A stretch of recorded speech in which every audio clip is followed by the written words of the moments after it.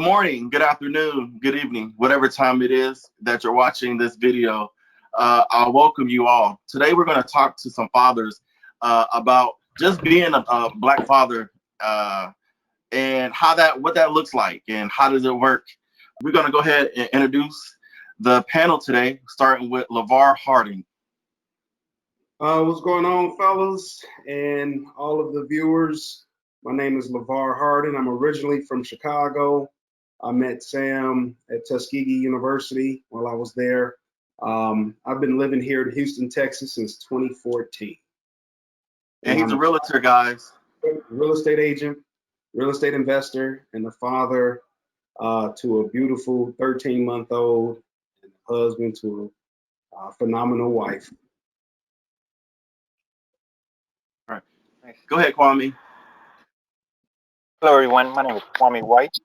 I'm a father to a 2.5-year-old terrific toddler and husband to a beautiful wife. And I am the owner of Work Smart Enjoy Life LLC, or otherwise known as WSDL Bags. And we'll get into that in a few minutes. But we make the most stylish and multifunctional diaper bags for dads. All right.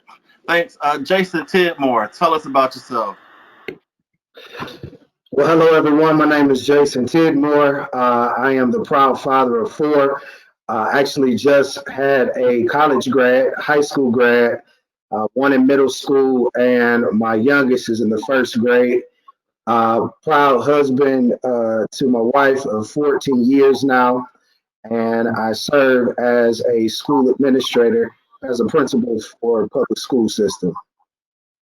Where are you located, Jason? Say again? Where are you located? Oh, I'm located in Cleveland, Ohio. Okay. Did y'all hear that? He has an 18-year-old.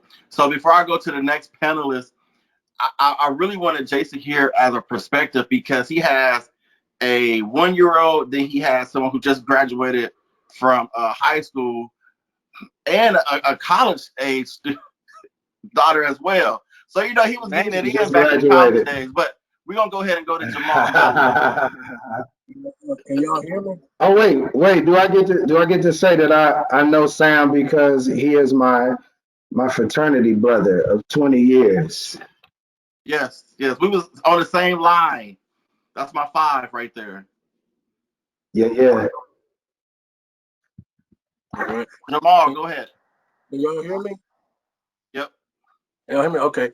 My name is Jamal Gully. I've been married for 2 years to a wonderful wife. I have a 19-month-old daughter, and I have a son that's on the way next month around Thanksgiving. So thank you. I appreciate it. I'm located in Georgia. I'm from Warner Robins, Georgia, but I live in McRae, Georgia right now. That's where my wife is from. And I'm a service technician for a cable company here. So I just got back from Alabama and Florida. They had the hurricanes down there. So I was down there helping them get restored and everything. So I've been away from my family for about 3 weeks. So it's good to be home. Wow. Last but certainly not least, Shannon Lanier from Cincinnati. That's right. Hey, everybody. My name is Shannon Lanier. I'm a father to 3 wonderful kids, Madison, Mackenzie, and Carter. They are 9, 7, and 4 years old. I've been married to Chandra Lanier, my college sweetheart, for 16 years, and I'm a news anchor in Houston, Texas. That's right, H-Town. And I'm also the founder and host of Daddy Duty 365, a podcast which interviews celebrity dads about the good, the bad, and the funny of fatherhood. You can check it out wherever you get your podcasts for free. I'll let you boy. All right, and so thanks, Shannon. So at the end of this, I do want to put your guys' information up so people can contact you if they have like further questions through anything that might resonate with them through this conversation.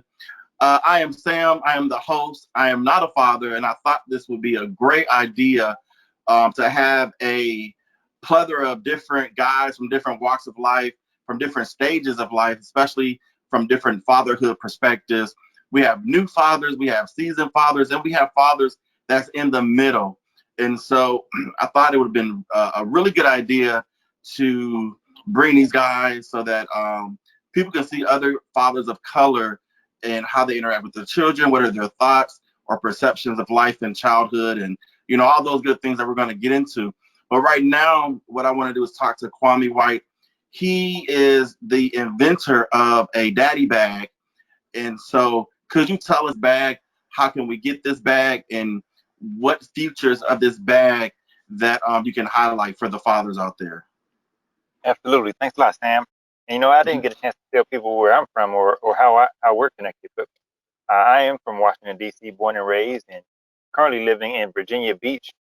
And I know Sam, it's been a couple of decades now. We're also fraternity brothers from Ohio. So just a little bit of background about my bags, or WSDL bag. A little bit before the time, or soon after I became a father, I knew I needed to get a diaper bag. I knew I was going to be an active and loving and super involved parent, and knowing all that, I knew that I would need a bag uh, to carry around with. My wife had a great bag that she loved, that she was gifted, and that she enjoyed using, and I just wanted to find one that I would enjoy using as well. And I started looking, and I really wasn't finding anything that I really liked. So I expanded my search. I was looking all over online and in stores, and I really wasn't really finding anything. All I was finding was a lot of bags that were catered to mothers. I saw bags that looked like, there were diaper bags that looked like purses, diaper bags that looked like tote bags, diaper bags that looked like all sorts of luxury and stylish and even general uh, designs that mothers love. And mothers love. I mean, they deserve great bag options, but I just feel that fathers deserve great options as well. And I actually reached out to a lot of other fathers like yourselves, and asked a lot of other fathers, what kind of bags were you using? And I got a lot of different, very interesting results or answers to those questions. Fathers were either just using their wife's bag, or they were using a bag that's designed for a mother that's now offered in a gender neutral color, like gray, black, or blue, or they just happen to find a old backpack that they happen to have around the house and just use that instead. And my background is in supply chain management for a major retailer, and got a lot of experience in doing that. So I just use a lot of my experience, and been able to get a lot of great feedback from a lot of great parents, and was able to work with some great manufacturers. And we now are able to offer some very stylish and multifunctional bags. And we have three types of bags. We have the Kobe bag, the jet bag, and the Jaden bag. All three of the bags are specifically designed to not look like traditional diaper bags.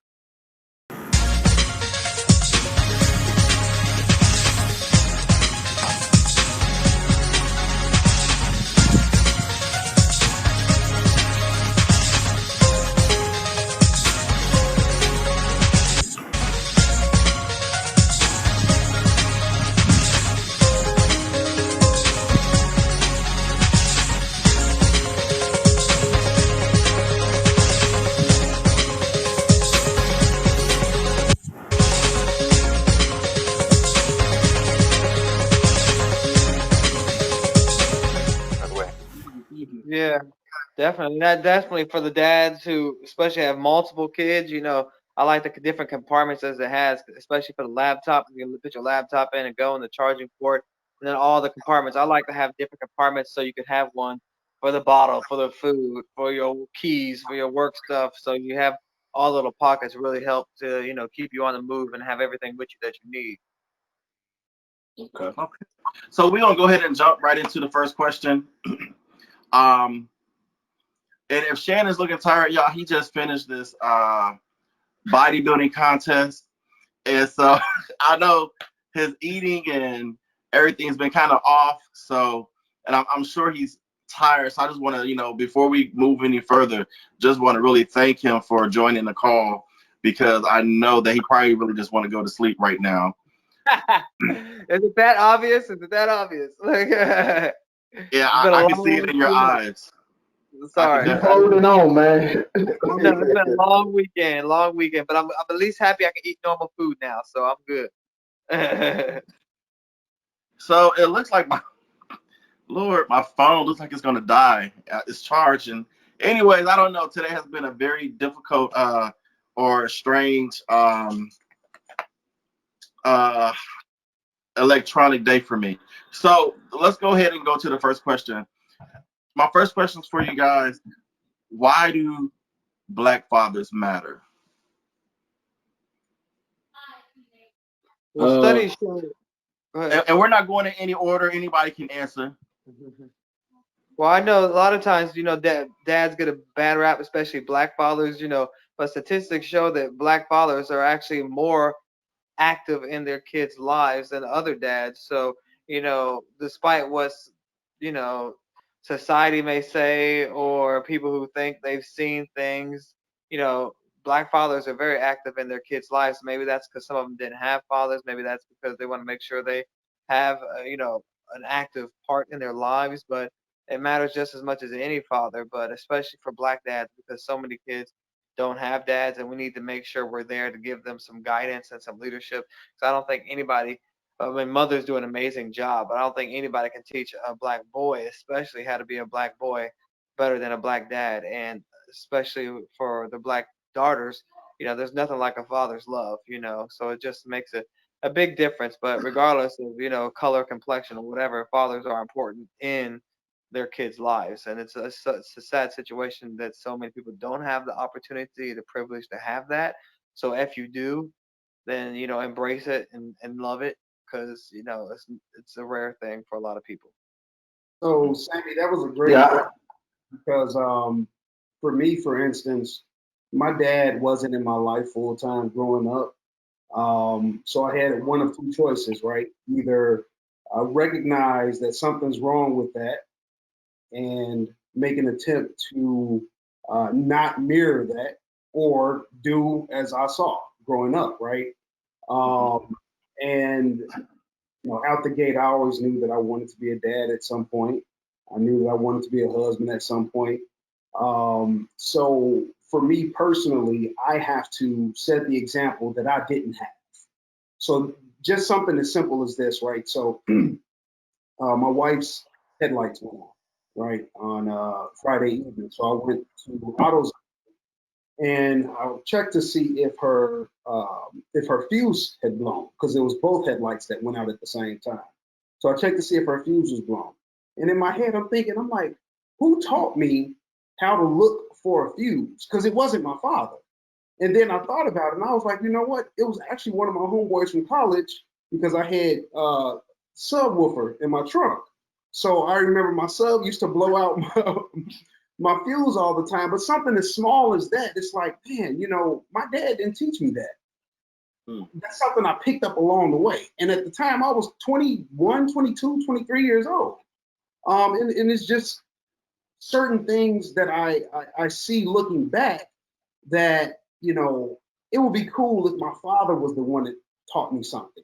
So just, it seems like everything that I learned from him was basically how not to replicate the errors and mistakes that he made in my life. So I got one even better. I guess I wanted. Oh, go ahead.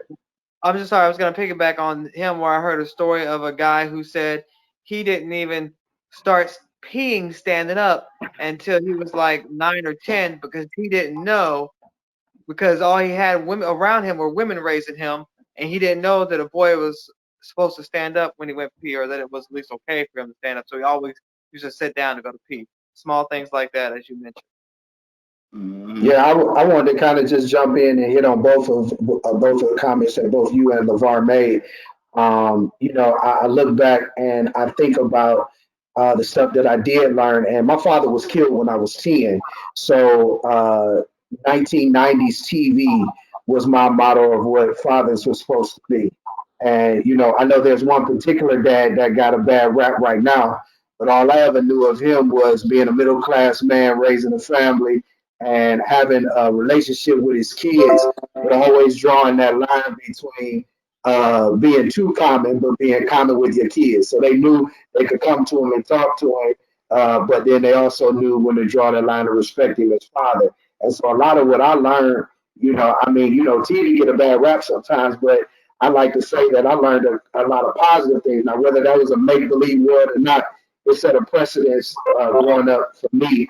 But I wanted to be a provider. I wanted to be a nurturer. I wanted to be successful enough that I could take care of my family, and so that they wouldn't have to have the concerns that the average kid growing up from the neighborhood I grew up in normally had. I wanted to use that as my outlet to do better. And then I thought about, my uncle. I give my uncle a lot of credit because he was also involved. So I learned how to hand dance because my uncle told me how. And that was some smooth stuff to do coming up in high school, and didn't nobody else know what you was doing, and he was twirling somebody around. I was cold in high school. They got me a lot of credit, and like, what's he doing? And the teachers looking like, is he hand dancing? What are they doing? I learned how to tie my first tie because my uncle showed me. I knew how a young man is supposed to wear a suit, knowing that your shirt is supposed to only hang about a quarter inch outside of your suit. And that's something we probably look past and it probably ain't a big deal, but those things came to me from my father figure, which was my uncle. Changed my first set of brakes. One of my ex-girlfriends and girlfriend at the time, father said, I was like, man, I need to go get my brakes fixed. And he's like, well, let's come outside. Let me show you that. So I agree with Sean Lanier that if you don't have a father, it is just so important to have a father-like figure around because there's lessons that we learn that are valuable to this day. So who knew that I would be changing brakes on my kid's car? Now I don't want to do it now, but I know how to. I just don't want to anymore. But I could if I needed to. And then I wanted to point to Sean Lanier's first point that there is a current body of research that statistically show that kids do better academically when they have their father involved. I mean, there's a direct correlation between a present father and academic achievement in both males and females. I think there's one body of research that says that young men do better with being attentive and engaged more often, and young ladies are actually better performers in math when their father is involved. So, I know that fathers are both statistically significant and social emotionally significant as well.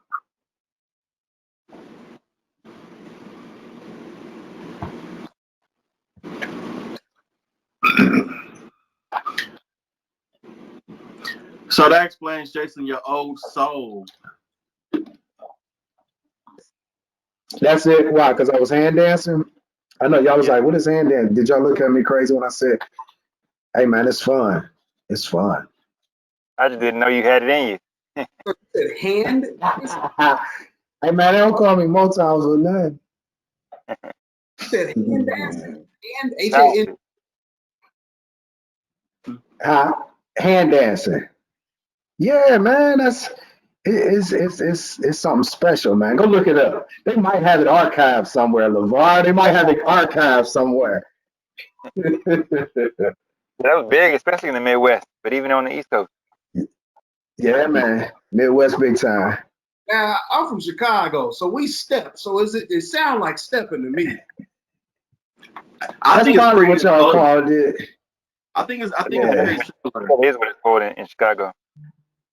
Yeah, I think it's very similar. So you guys brought out some very good points. Shannon,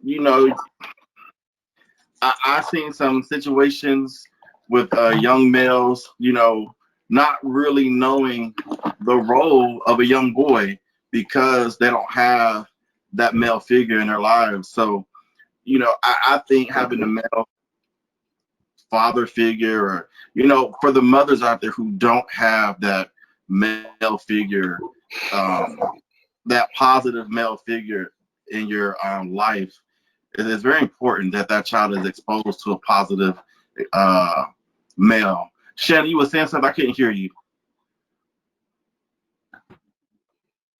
Can't hear him. Shannon, your I think you're audio muted. is off. Shannon, your audio is off.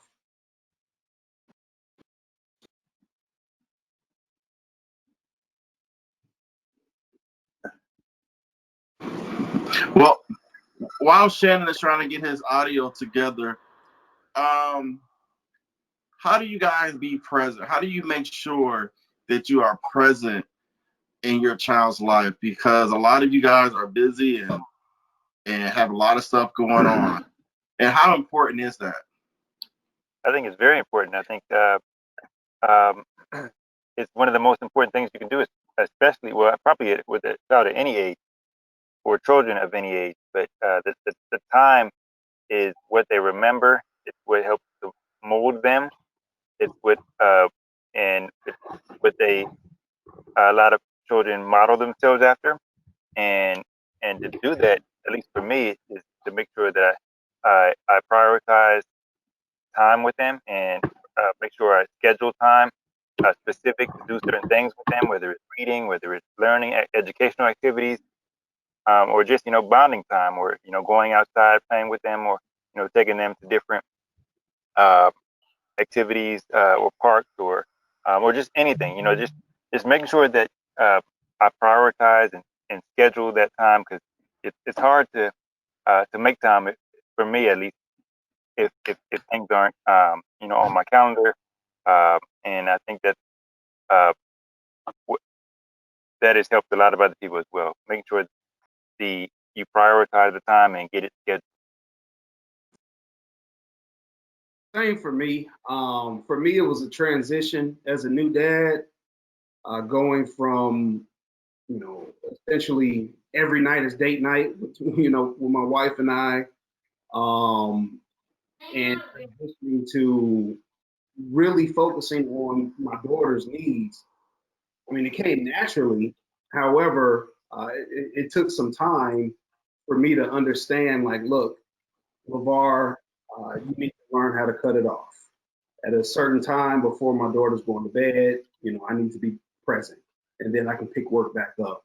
Because those are, those are days we'll never get back. Um, the most important thing that I realized is that this is a team effort, right? And I know that in my line of work, there is no off time unless I set off time, essentially. All night, emails, whatever. And I just have to be cognizant that my family needs as much time as my clients do.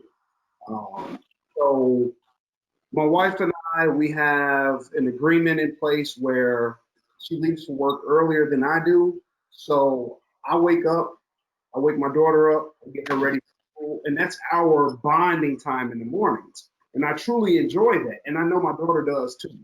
And then in the evenings, clients want to see homes or want to, have appointments, things of that nature, when they're off of work. So my wife, she preps my daughter for bed between 5 to 7. But when I'm home and I don't have a client on the schedule, that's when I, make the time to do that. Very important because, again, it's time I'll never get back. Let me interrupt real quick, because I'm gonna have to be the teacher in the room. Shannon, you're falling asleep. Wake your ass up. I'm looking at my computer. Sorry. Lies. Multitasking. Your eyes was doing this. Oh, were they? Yeah. Yes. I know I have a tone voice, man. That's me. That's on me. Hey, Look, you talk about you know what? that's Right. part of it. Hey, LeVar brought up a good point, man, and I think Kwame started off with the concept of prioritizing. And I heard you say date night, and I was just going to encourage you brothers to also consider date night with your kids. So I tried to start doing that more often because I have 4, right? And so every one of those children are different, and they all need their own special attention. My oldest girl is not so bad because she's 21 now. So she 21. So y'all all remember being 21. So I'm like chasing her down now. Like, hey, I just want to make sure you're all right. You need a couple of dollars, you're okay. But my 18-year-old, she's starting college in a new space. So I try to make time to have consistent, time with her, even if it's just a phone call that we do all the time or something. But I have these other two at the house, and I see how, it's amazing how one kid will show you something, and then the other kid like, Daddy, you ain't asked me about mine. So it's like, and you think that's minute, but it's like, no, they all want their own set of attention, their own set of time. And so because of that, I want to try to have date night with them, or with me and my son. Like this is fun for me because I had a hen house, right? So all I had was my wife and my three daughters. So I've never had. Finally got me a namesake, and I just don't know how to act. So it's just been amazing. It's been amazing. So but I got frustrated too. Like the first week that he started being able to do some higher motor skill stuff because he hadn't quite figured out how to catch the baseball yet. And I'm like, man, how we gonna play catch? I got this figured out in my mind. We gonna play catch in the front yard. It's American dream. That's what we do. We play catch and we gonna run. I'm gonna throw you the football. We're gonna do frisbee and all of that. But he getting there. But anyway, I said that to say it is important to prioritize that time. But if you got more than one kid, you got to be mindful that that event that you're doing may not fit every kid. So you might have to go one step further and spend that one-on-one time with your children so that they get your undivided attention. You can do things together, obviously, as a family, but sometimes they need individual time. It makes sense. Yeah, they love that. They love that individual time because they all want. That's one of the hardest things to balance is when they all want to pull you in different directions at the same time. No, do this. No, look at this. No, look at that. So it does help to have that individual time where they feel very special that dad took just me out, just one of them out, and then they'll have that where they don't have to have everybody else around. They can feel very special and be a part of just your time and attention by themselves. And don't forget about your wives too. It's important to have date night with your wives because especially once you get up to three kids or in Jason's case four, it's hard to be able to have time just alone, just for yourself. So I think that's important for you to be able to cherish that time because it's so easy to get caught up in every little thing that the kids want, but you forget that you guys have wants and needs and need that quality time together. I mean, you may spend most of the time talking about the kids anyway, but at least they know with you Right. in the whole time. And as far as how to be active, just be present. Even if you are falling asleep or tired half the time, just being present. Okay.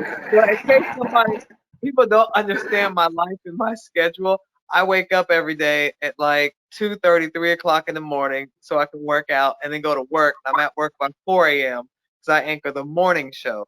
So then after getting off work, at 11, 12 o'clock, I go work out again and then get home to the kids. And then the rest of the day is filled with the kids until it's bedtime at like 7, 8 o'clock, whenever I can actually get in bed. Usually it's probably not 9 o'clock. But then on the weekends, everything gets screwed up because I'm staying up late on Friday, late on Saturday, and then Sunday I'm trying to go to bed early again to get back up at 2:30 tomorrow morning. So my schedule is like this, and that's why I'm always sleeping anywhere I can and everywhere I can, even when I'm driving, which is dangerous. So I try not to drive. But Oh, yeah, so that on top of the kids and all of their energy, it's easy to get overwhelmed. It's easy to get exhausted, but you just got to keep pushing through.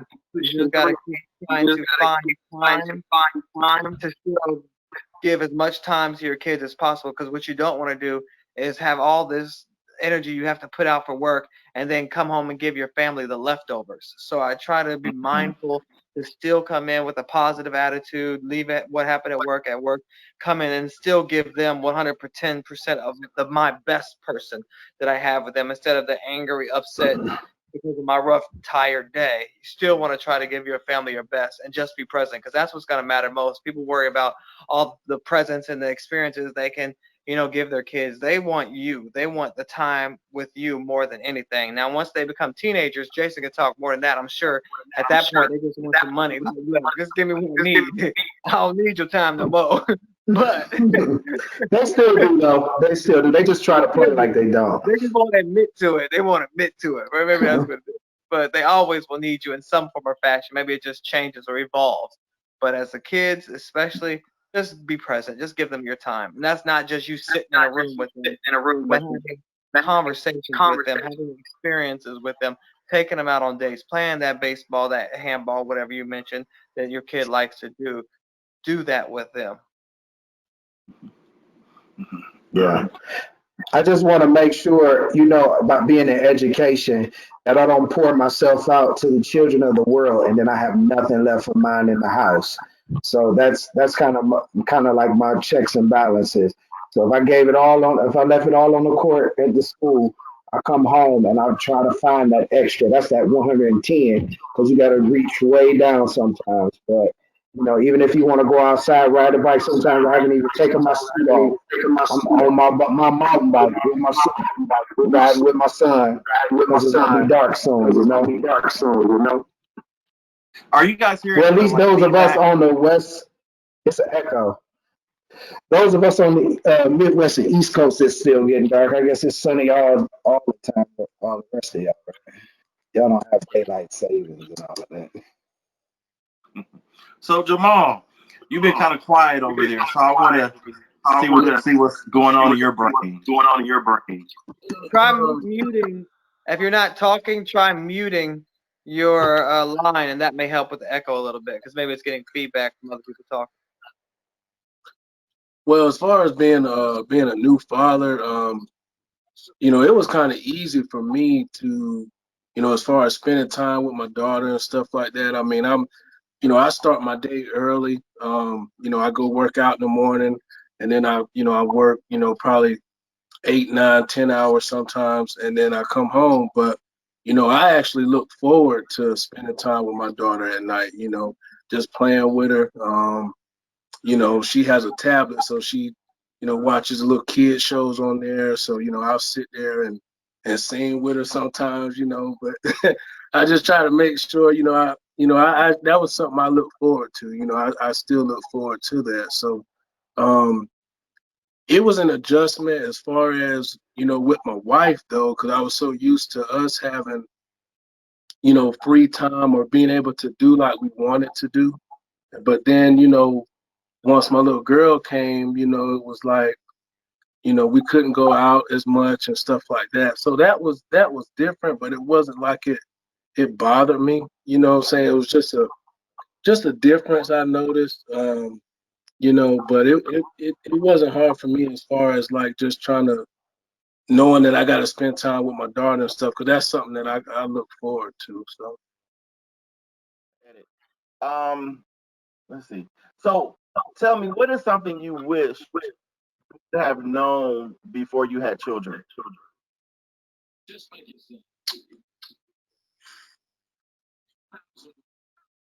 I'll Hmm. start with that. One of the things that they don't tell you, I'm hearing an echo though.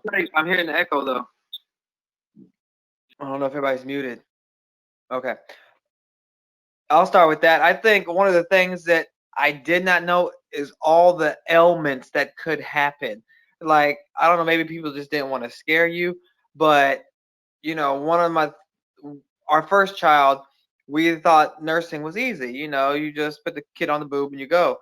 But no, that's not the case. There's a whole process that happens with the colostrum coming in, and once they have the stuff that when they're born with, they have a different type of milk they're born with. Then 3 days later, the milk has to drop down, and this different type of milk that the woman is giving to the child. And if the child is not latching on correctly, then they're not getting the milk that they need, and they can get dehydrated. That's why you have to keep track of how many wet diapers they have when they're sent home from the hospital.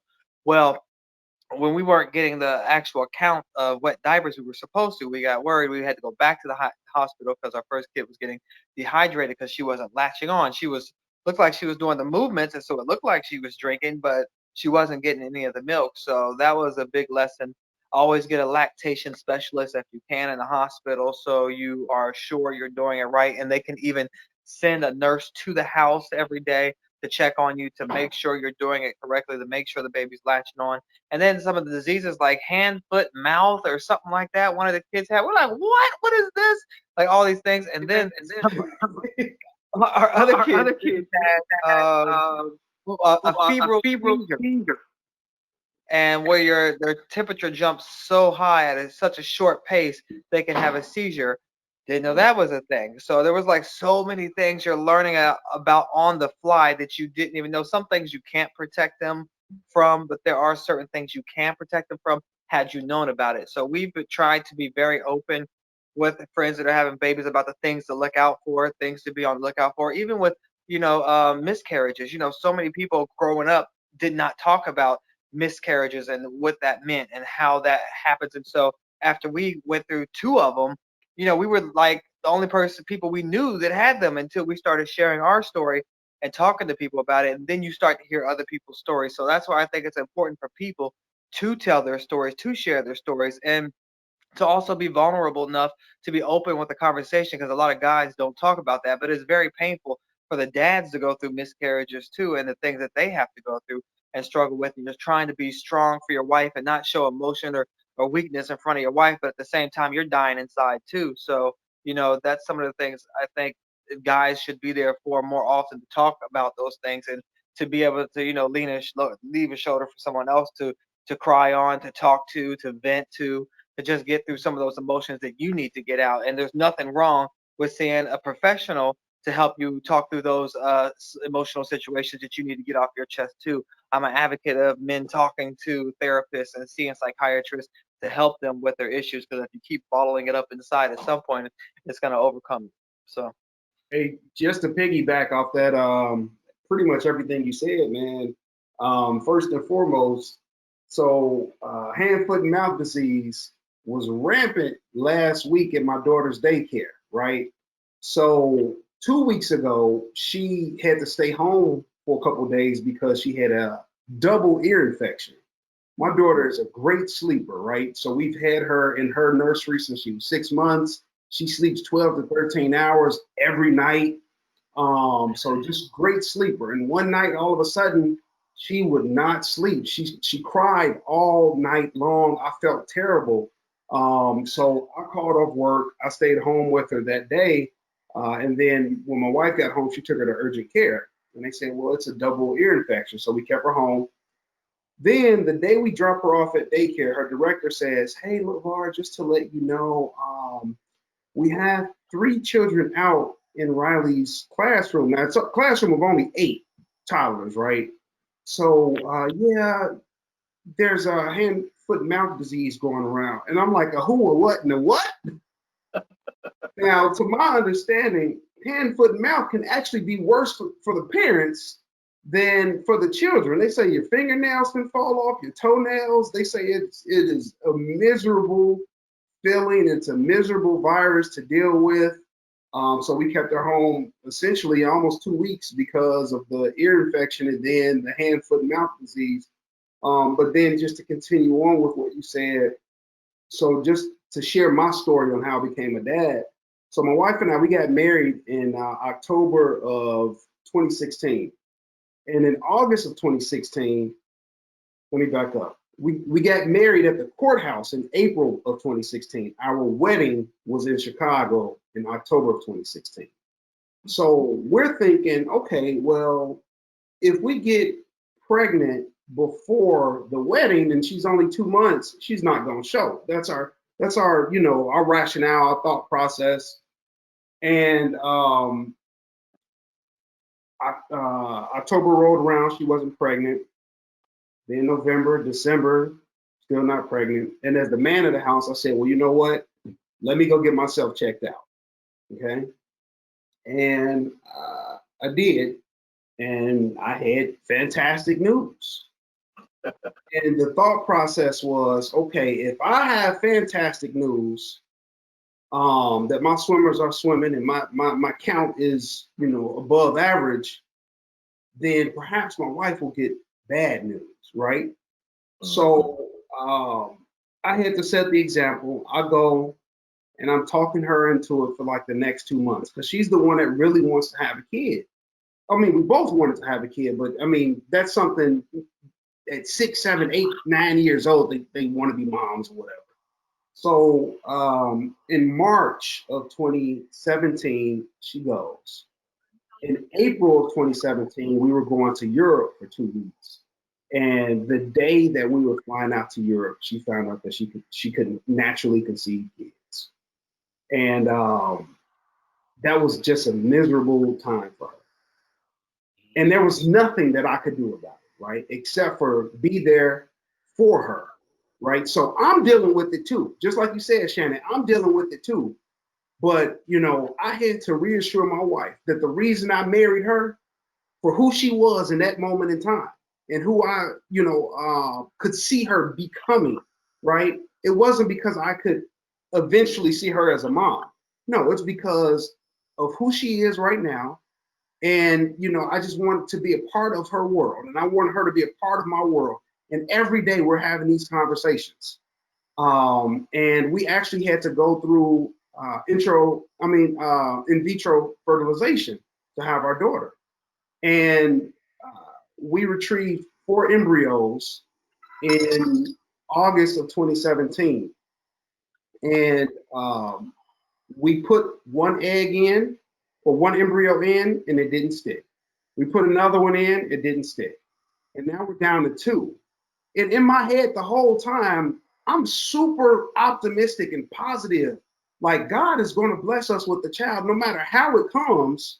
I know that you and I will be parents. So it almost went from me having this facade of optimism to really just reassure her, to really actually walking in the faith that I'm going to be a dad and she's going to be a mother without question.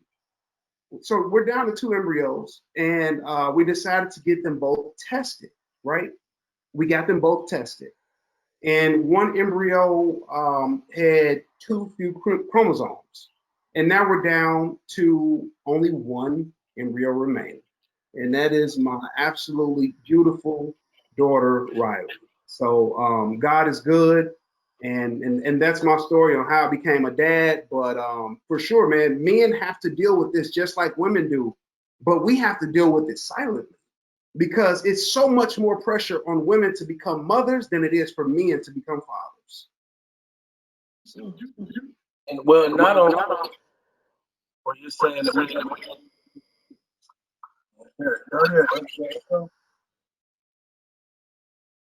y'all hear echo?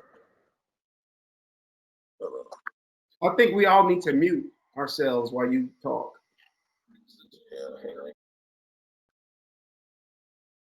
Okay, can y'all hear me? Yeah, but like what you were saying, not only do we have to be strong, I forgot what I was gonna say. Dang, just that quick.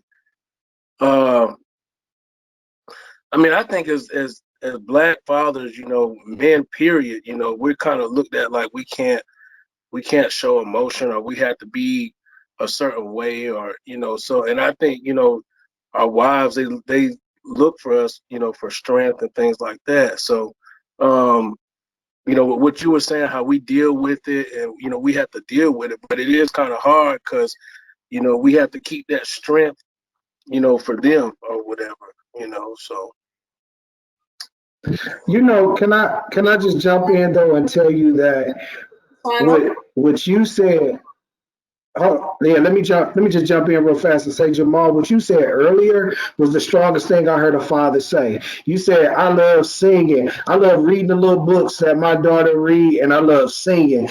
I think that's the true strength that we all to exhibit, and it's not what we may have thought it to be. Like, I think you're still strong if you still show a sign of having emotion and being a human and having empathy. We're not robots, So I think there is strength in that. I also think, I think about Ephesians 6, I think it is chapter 4. One of the things, getting back to the question that Sam had asked, I wish that I would have known that verse, because that verse says, Fathers, provoke not your children to wrath, but instead we ought to nurture them in the admonition of the Lord. And so, as a Christian father, I don't think I try to purposefully provoke my children to wrath, but we got to be mindful when we come in the house fussing, or because we be in that strong exterior, because we got to be the man.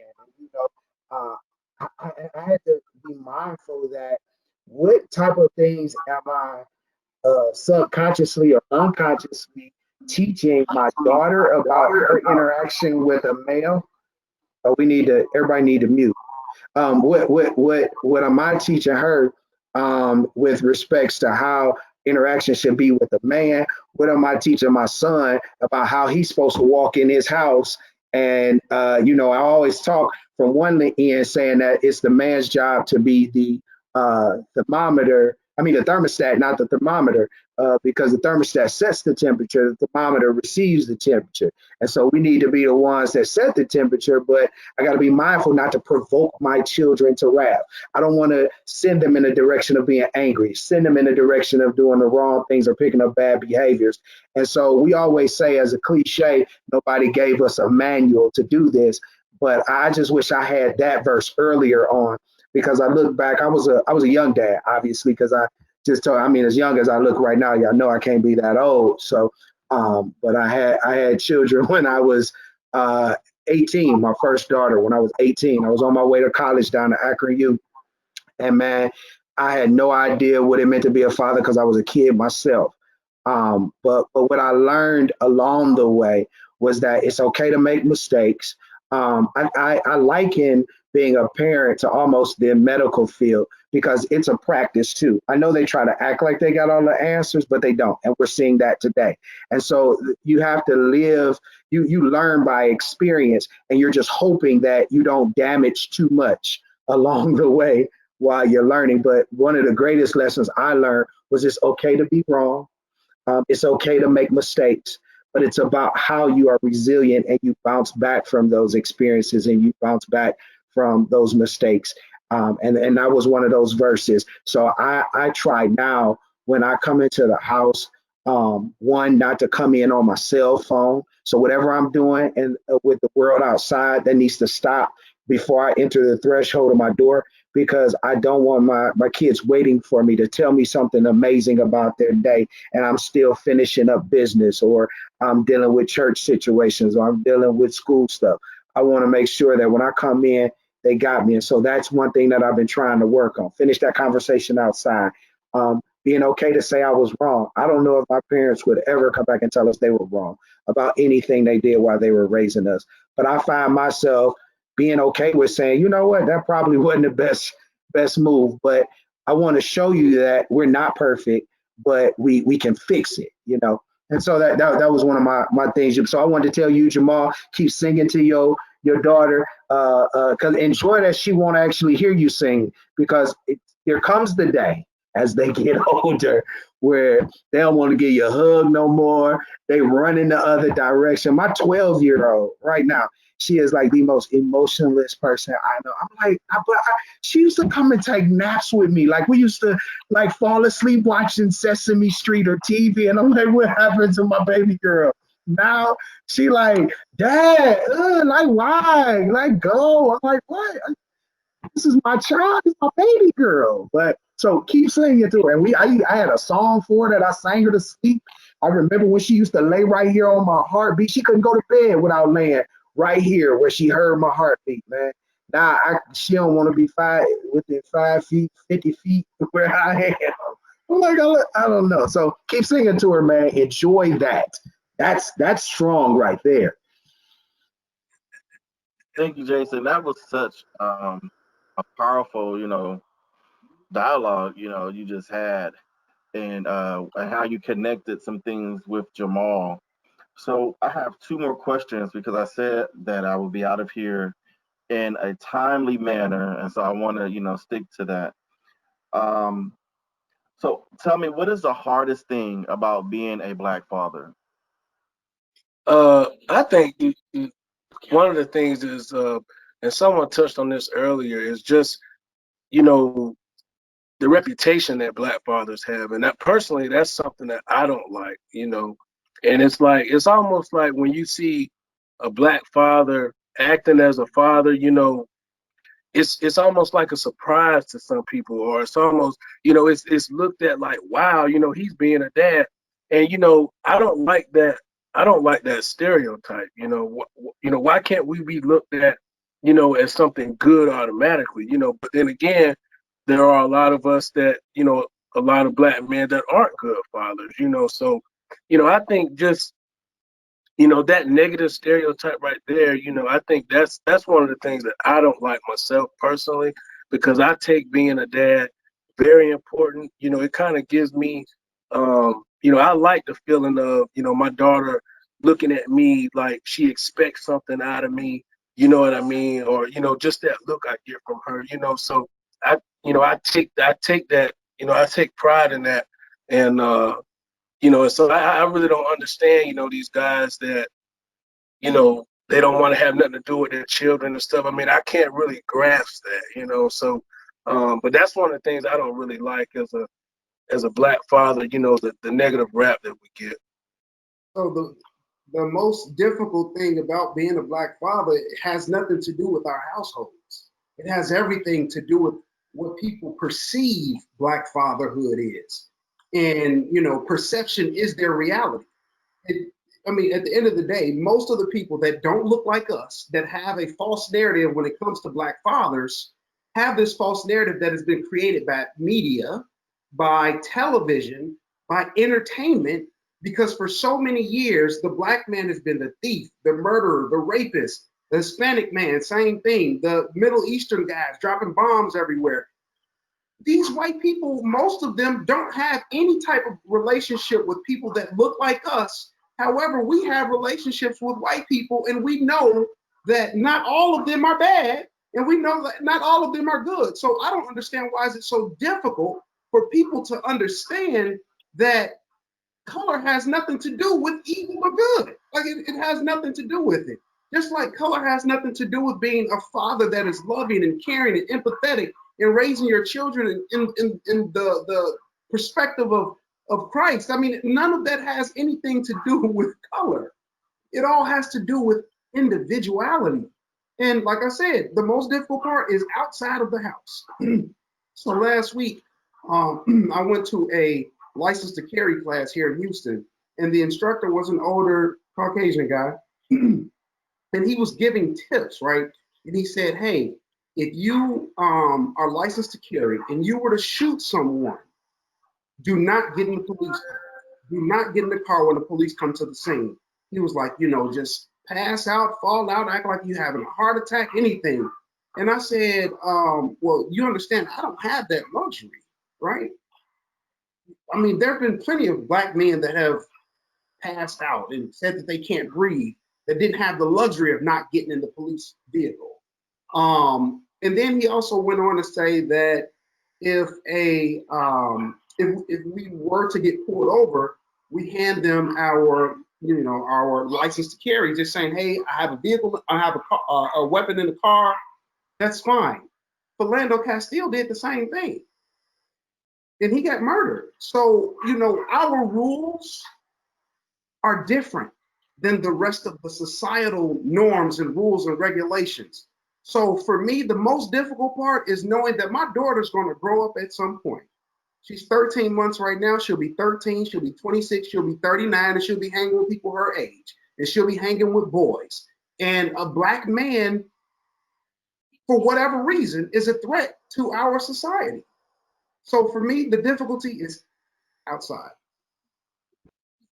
I think I think to that point, LeVar, one of the things I find difficult, especially now raising a boy, is trying to figure out how do I explain to my son that the rules are different in this United States of America for how he has to act. Um, and I live in a predominantly white community, so I have to explain to him that he may be with his white friends, and if something go down, I got to give him survival tools on how to make sure that he comes back home to me when he gets older if I'm not there. And that's what I find difficult. I find it difficult that I even have to have that conversation. And so when I'm around my white friends, I often say, "Hey man, you don't even understand the difference of the conversations that happen in our house as opposed to the conversation that happens in yours." And, after having that group conversation, they were just blown away. Like, wow, I never thought that and I'm like, yeah. So this is a reality for us that, being a black father and then trying to, if I find myself in one of those situations, how do I handle myself in front of my children so that I'm giving a good example. Again, going back to that scripture, not provoking them to wrath, but trying to be a good example. Trying to always find that way to show that I'm articulate enough, but I'm not over angry, because if I raise my voice too much, then I mean it's crazy. So I agree with you. It's that element we have to deal with outside of the house, and then trying to figure out how do I raise my black boy, and the advice I have to give him even now at 6, and then to my black daughters, who will likely be rubbing shoulders with people of other races, and how they have to finagle through those politics. So Outside external elements. It's all about the external elements. If it was truly a peaceful, type of experience for Black fathers, I mean, there just wouldn't be any issues at least issues that we have to worry about right now. I mean, maybe in 50 years or 100 years, Black people won't have to, but it just doesn't seem like it will ever end. man, you said 50 years. I was a little more hopeful. Like, jeez, LeVar. I was hopeful, man. Optimistic one. I'm optimistic. Yeah, you are. And it's amazing though. And I heard, I won't get into politics, but one of the candidates clearly articulated what happened to all men are created equal. Man, and when do we ever really live up to, in business, and I'm sure everybody can attest to this. In business, there's a mission statement, and everything that you do supposed to go back and be balanced by the mission statement. And so our country's mission statement is the Constitution. We hold these truths to be self-evident that all men are created equal. Uh, Well, except for, and then that goes into the fatherhood. not going too much into politics, because that's not what this meeting today is about. And I don't want to venture too far off of our original topic, but to bounce off what Jason said, the Constitution was never written for us. And we have a descendant of one of the presidents right before us, Shannon Lanier. So How did I know you were gonna go there? That's why I thought that's why I thought it was befitting. I thought it was befitting. But I was gonna be quiet. Look. But well, yes, I'm the 6th great grandson of Thomas Jefferson and Sally Hemings. But even though Thomas Jefferson wrote, all men are created equal, when he wrote it, he did not mean it to be for slaves. He did not mean it to be for women.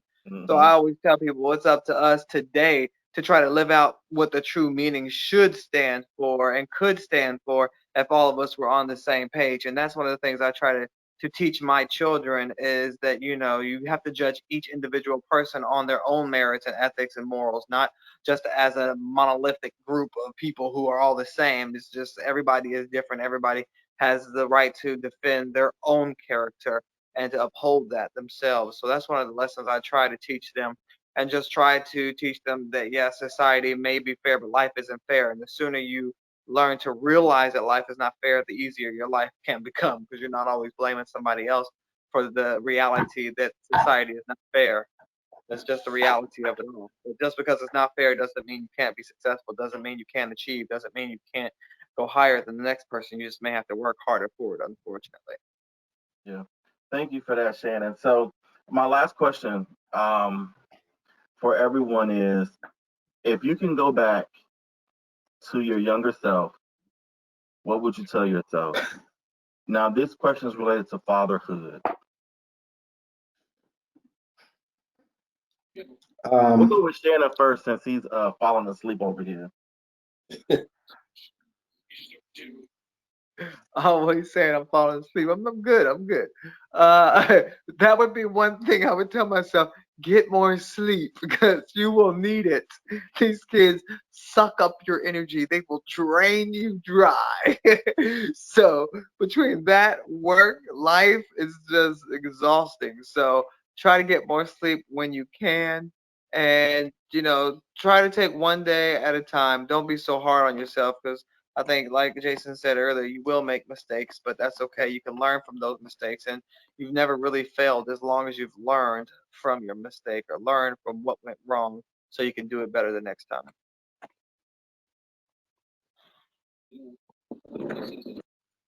I think I would just tell myself to, and I'm still learning this as I go. Just to be more patient with certain things. I'm somewhat of a perfectionist, so I like to have everything right. I'm a real detail oriented person, so I think you know uh, just be more patient. Like what one of you said earlier. It's okay to make mistakes and things like that. Because it's kind of like with my daughter. I don't want her to get hurt. I don't want nothing to happen to her. I don't want so it's kind of like I have to know that it's okay if I'm wrong, or it's okay if I make a mistake here or there. So just learning patience and learning that I'm not gonna do everything right, but just make sure I learn from Mhm. LeVar, same question. What would you tell your younger self? So for me, it's something that I'm working on like constantly, every day in and day out, and that's essentially work-life balance. I truly enjoy what I do for work, and that's how I make my money. Is when I come home from working and I sit down in front of my laptop and I still continue working because those are the activities that I need to do.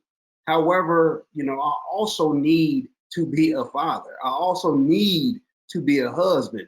So just constantly working on their work-life balance, which you hear it so often before you're a parent or before you're married. Um, and for me, it just went in one ear out the other. Oh, I can handle this. I can handle that. But I mean, there are moments when my wife is like, "Hey, babe, shut it down." And I would love to get to a point where she doesn't have to tell me to do that. So that's Thank you. just a constant battle that I'm dealing with. Thank you. Jason. Yeah, I agree with LeVar. That's my biggest challenge. So I would have told myself to have work-life balance, and making sure that I don't forget the main thing. Keep the main thing, and family is first, man. And so just telling myself to make sure I make time to do all those things. Yep. Awesome. Thank you. Thank you so much, guys. I really appreciate uh, your availability today for coming out and being able to have this conversation. Thank you. Once again, please like, share, and subscribe to my channel. You guys take care. God bless.